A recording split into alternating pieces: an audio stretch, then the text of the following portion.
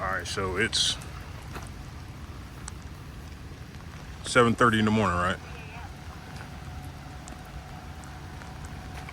You always gotta be cognizant of, like I said, parking at the job site.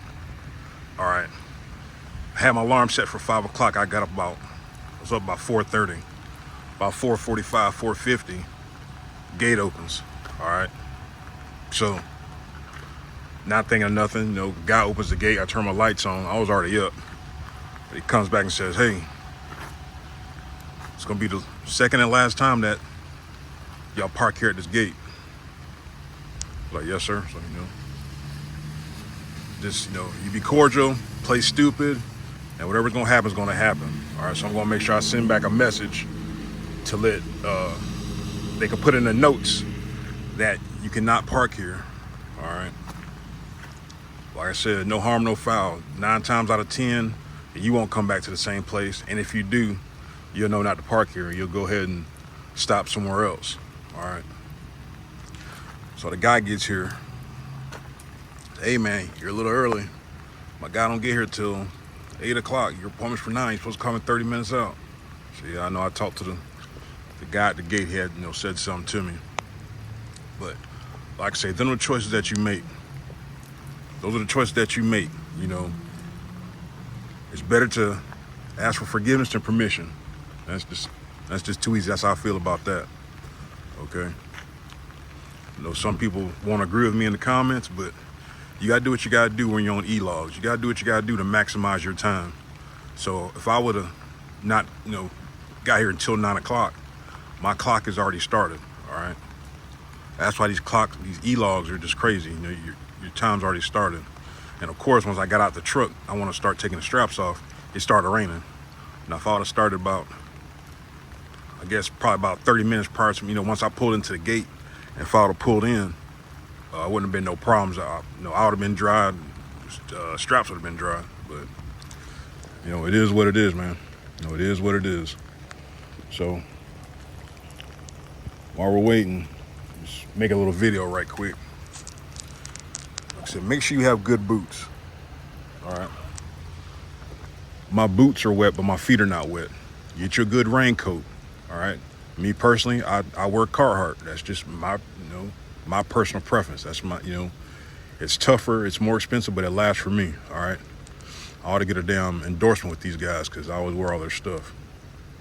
Make sure you got rain gloves. Make sure you got some good rubber gloves. Keep your hands dry.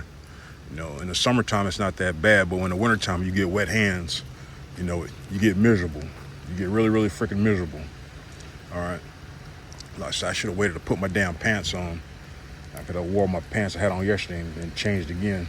But some of these guys are leaving, depending on what their job is out here, they're leaving, they can't work in the rain. It's not going to rain all day. But hey, it's whatever. But yeah, things I could have done differently, that I could have done differently. I'll take responsibility for this. One, after I got loaded, I should have called and or text the contact number to get better idea. Say, hey, is there parking? Hey, do I have to literally be there at 9 o'clock? Ask all your questions instead of assuming. All right. Like I said, even when I trip planned, I just figured I was gonna park inside of here. But like I said, Google Earth's not really up to date sometimes. Like I said, there was a gate right there in the front. So like I said, it was just enough room for me to fit in here. Okay, so you ask all your questions. That way he would have told me, no, my guy don't get here till such and such time. I need you here at this time. Bam, no harm, no foul. Like I said, 9 times out of 10, there's parking at a job site. The one time, every now and like I said, once in a blue moon, it won't be parking orders an issue. And this is the one time that it was an issue. Okay, like I said, usually you get job site deliveries. There are numbers for you to call. Sometimes it's not a good number. Sometimes it's somebody that is not even gonna be at the job site. It's a lot of different variables that go into that, whatever. But just make that attempt to make a call to make sure you got all the information that you need to be successful on your delivery. But like I said, this is probably the first, and I'm pretty sure it won't be the last time that this happens. All right, so I still got at least about another hour until their guy gets here to unload me, which, like I said, ain't no big deal. Time's not starting. So I'm pretty sure there's at least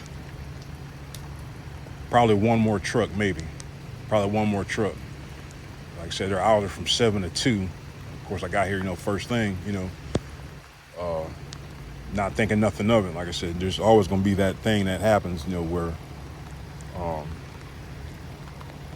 it's an issue with the time. But, hey, like I said, we'll worry about it on the next one. But that's what I want to talk about, this, job site deliveries, when they can kind of go wrong and when they can get messy. Like I said, it just started raining about 30 minutes ago. About 30 minutes ago, it started raining. It came down pretty good. I went inside and I put my damn jacket on so I wouldn't get freaking soaked. All right. But I'm going to shut this thing down so my damn phone don't get wet. It's actually already wet. I need to put it back in the damn outer box. But, yeah, man. So, like I said, 6 miles down from Southwire, and then I'm like 35 miles from Atlanta, but who knows what's going to happen. Who knows what's going to happen, but like I said, that's neither here nor there. So it's coming down a little bit. I'm going to get back inside the truck and stay dry. We'll see you on the next one. All right, so I'm out of the elements and waiting just to see, ain't too much going on. Well, another truck pulls up. I don't know who he drives for, an owner-operator. So maybe he had an 8 o'clock appointment, maybe. I'm guess I don't know. Cause he came in and left out. He made her loop. I don't know if he was kind of mean mugging me or what, but there's nowhere to park. So, I mean, like I say, man, stuff happens. All right, so he's probably salty as hell, probably pissed off. I don't know what to tell you, boss. Like I said, it's gonna be days like this.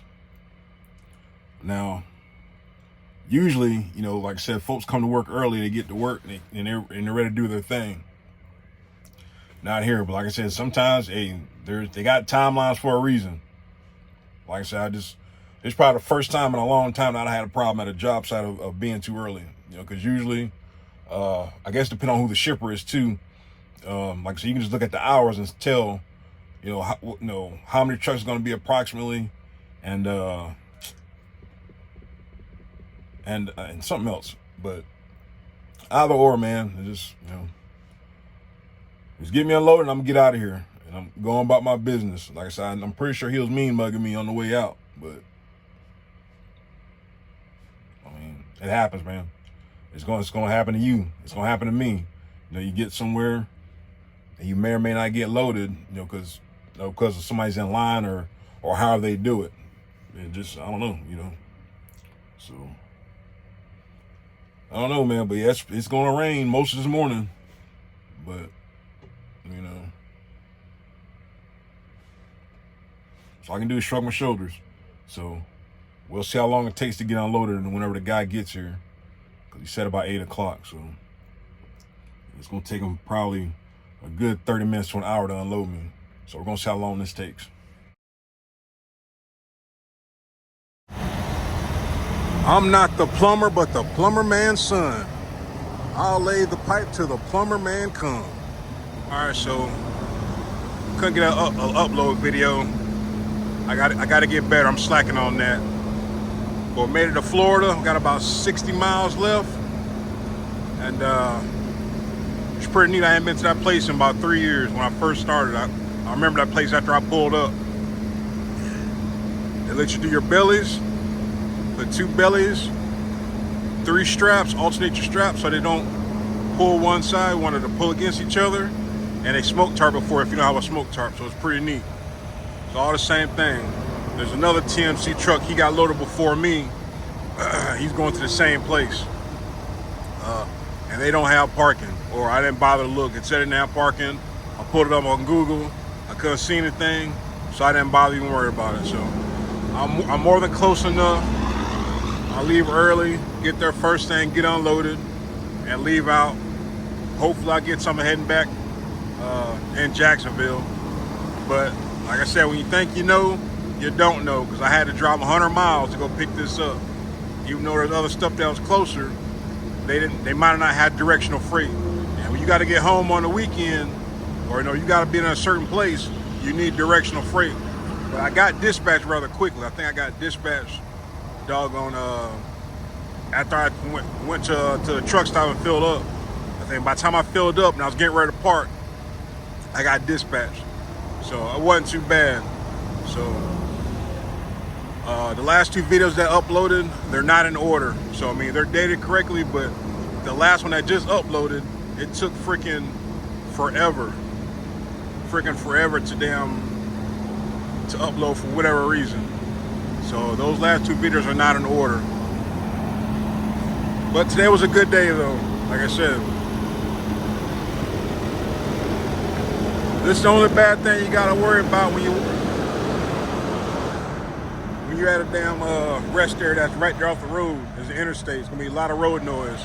But I'm used to it, don't bother me.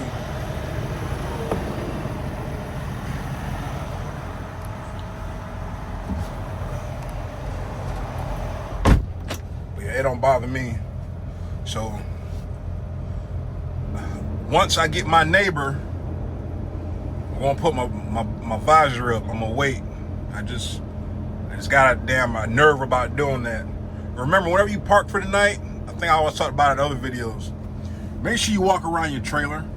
Make sure you're within your lines. You're not too far back, because on the way in here, there's quite a few trucks. They're 53 footers. They're not. They just stop, pull their brake, and go about their business. Get out, walk around your trailer, check it out. Make sure that you're not impeding traffic and you ain't gotta worry about getting hit. So like I said, once I get my neighbor for the night, which I'm pretty sure it'll be before it gets dark, I'm gonna put my visor up. But yeah, I haven't had plastic pipe in a while. I don't think I've hauled that since I think freaking Arizona. I think I was in Arizona and got a load of plastic pipe. Forgot where that went, but of course it paid nearly enough. But whatever. But yeah, man, it's Thursday. Tomorrow's the big day. Tomorrow's Friday, and I can't wait. Freaking can't wait. Freaking can't even cut my hair or shave my head because my damn, I don't even know if you can even see it. I got a damn knot on my forehead, or not my forehead, that's my damn forehead, but on top of my head from the trailer. I already knew once I hit my head yesterday, I seen the skin on the damn mud flap. I was like, man, that's not good. And sure enough, I think you seen the other video, I got a little, it's annoying as hell, it ain't even that deep, but crap hurts. But you gotta be careful, but it's my own fault. Usually I always have a hat on. I always have on the hat, but I didn't want to get a damn farmer's tan. I didn't want to get that line around my head, so I was like, well, I'm gonna keep my damn hat off for a while and tell you, man, I've been having the strangest luck here recently. Oh, I got a neighbor. I'm Averett. I got a neighbor, so I can put my visor up. It's just a mental thing of mine. I don't like, if somebody ain't parked next to me yet, I gotta wait till somebody parks next to me, and I'll put my curtain up.